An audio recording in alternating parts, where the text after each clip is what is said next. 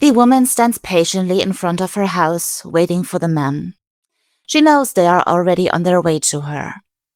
It is still very early on this morning of July the 19th, 1929, yet the town crier is already running excitedly through the streets, announcing the woman's arrest. She's ready. Zsuzsanna Fazekas, the midwife of the small Hungarian village of Nagyrév, and a murderer in over 100 cases.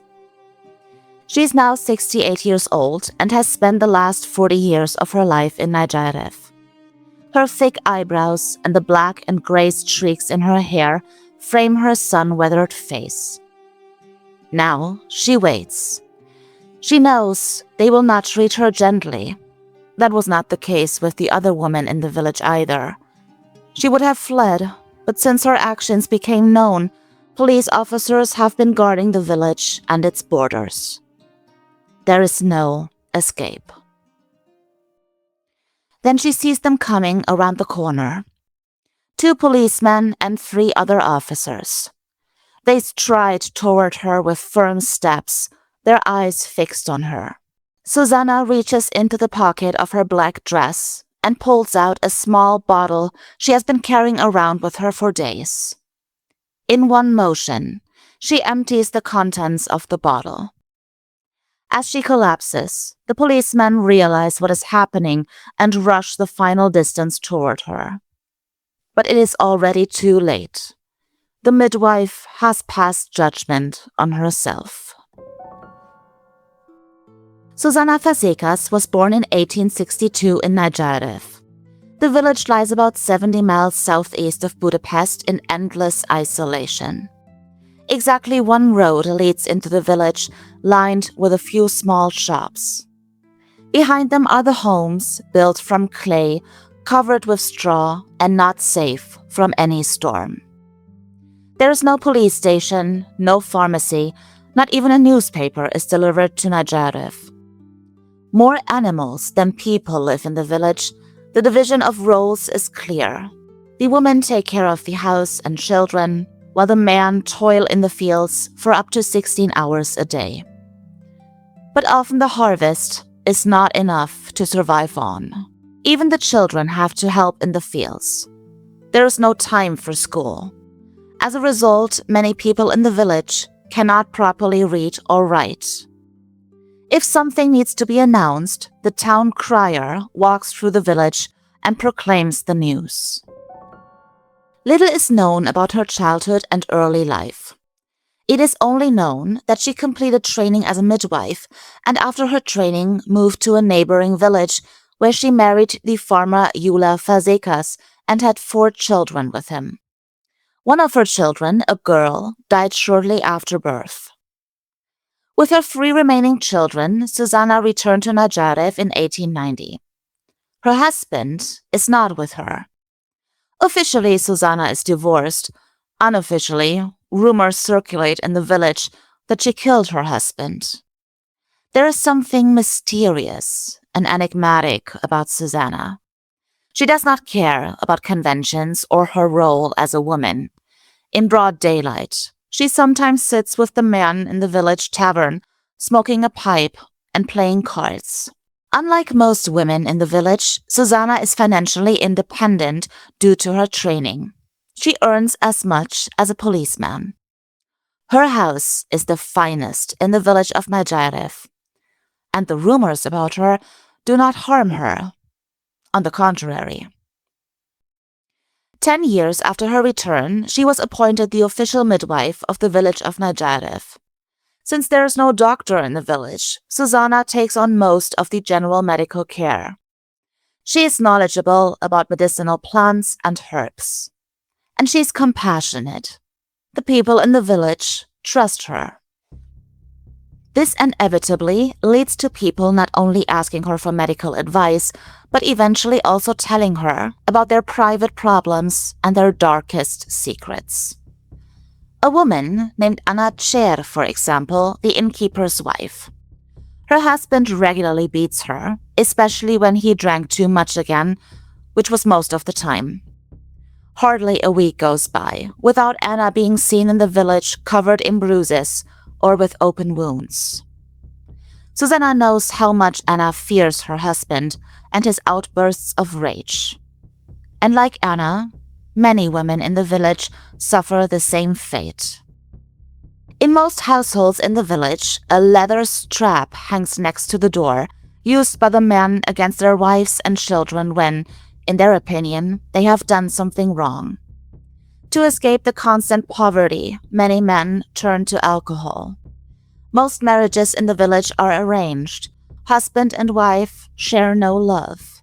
They are simply forced together as a practical arrangement. Divorces are allowed, but due to the woman's financial dependence, they are simply not an option. Szuszanna's anger toward the man grows with every story she hears. At first, she only gives advice. Then she performs illegal abortions because every child means more work and more costs. There are no contraceptives. In 1914, the First World War broke out. 3.8 million Hungarian men were drafted, 102 from Nagyrév. For the women in the village, this marked the beginning of a period of peace and quiet. They took over the men's work, provided for their families on their own, and made their own decisions. No one was there anymore to abuse them. Some entered extramarital relationships with foreign soldiers. But the end of the war was also the end of their freedom. Of the 102 men, only half returned, and they came back as cripples and severely traumatized. Many men could no longer work and drowned their frustration in alcohol.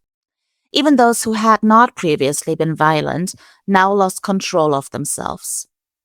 Now, the women not only had to endure their abusive husbands, but also care for them.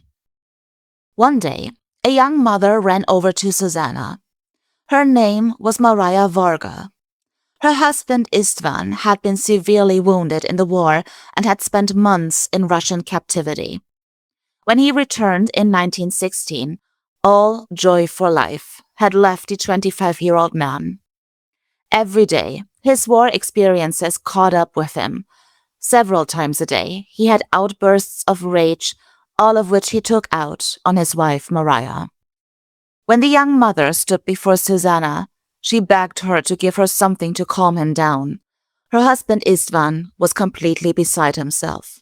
But when Szuszanna looked into the green and blue bruised face of the woman, her sympathy for the man was limited. Instead, she said something that would seal the fate of hundreds of men in the village. "If there's a problem with him, I have a solution." Szuszanna kept the solution hidden in a small bottle on a kitchen shelf. Colorless, tasteless, and odorless. Arsenic. Szuszanna obtained the poison from fly paper that had been impregnated with arsenic-based substances. She boiled the strips in water and skimmed off the toxic components floating on top with a ladle. Szuszanna gave Maria a small bottle of this colorless substance and told her that a few drops would be enough. 3 weeks later, Istvan was dead. Maria Varga would later claim she had not known about the lethal effect and had only wanted to ease her husband's stomach pain. Other women in the village, however, knew exactly what the solution in the small bottles was for and used it deliberately. Since there was no police in the village, no one from outside learned about these sudden, frequent deaths. Moreover, Szuszanna's son-in-law worked as a coroner. And since his wife, Szuszanna's daughter, was also involved in producing the poison, it is likely that her husband allowed many murders to go undetected. Over the years, a small network of murder developed. The women supplied each other with poison.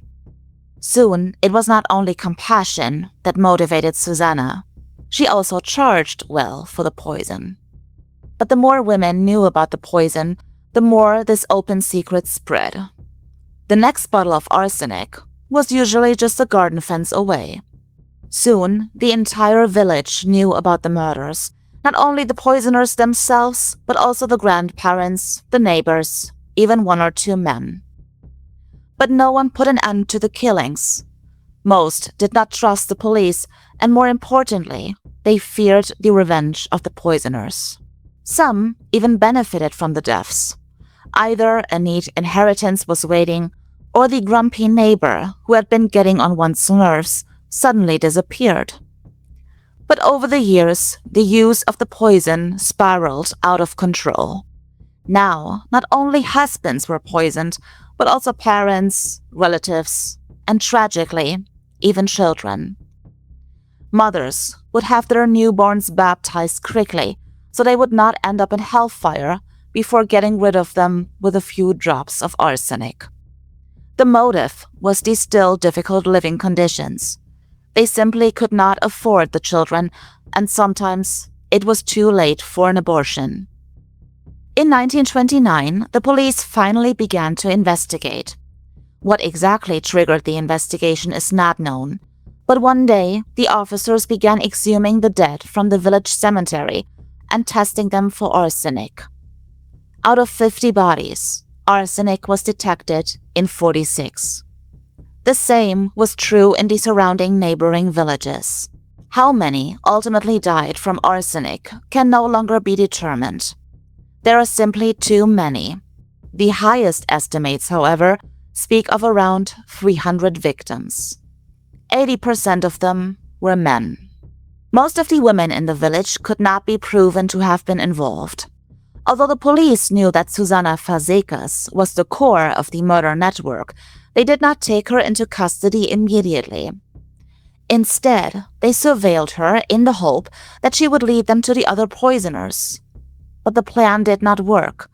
The other women in the village now avoided Szuszanna out of fear of being associated with her and the murders. After Szuszanna's suicide, the police dug up her garden and found a large number of buried poison bottles. Besides Szuszanna, 5 other accused women also took their own lives. When the trial against the 23 accused women and 2 accused men began, public interest was immense. Soon, people internationally were talking about the village of poisoners.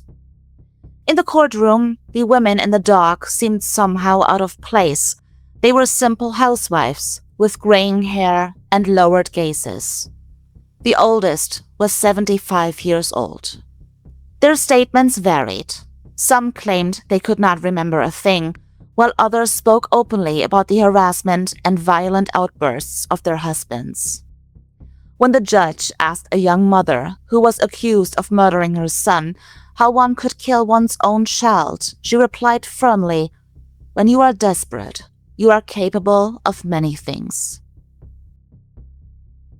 In their closing arguments, the defense attorneys pointed out that the women were poorly educated and, due to their isolated way of life, managed their lives in quote-unquote almost animalistic primitiveness. But in the end, the evidence was too clear. 6 women were sentenced to death by hanging, although one sentence was later overturned and 2 were commuted to life imprisonment. 8 defendants were sentenced to life imprisonment, 3 received lesser prison sentences, and 8 were acquitted.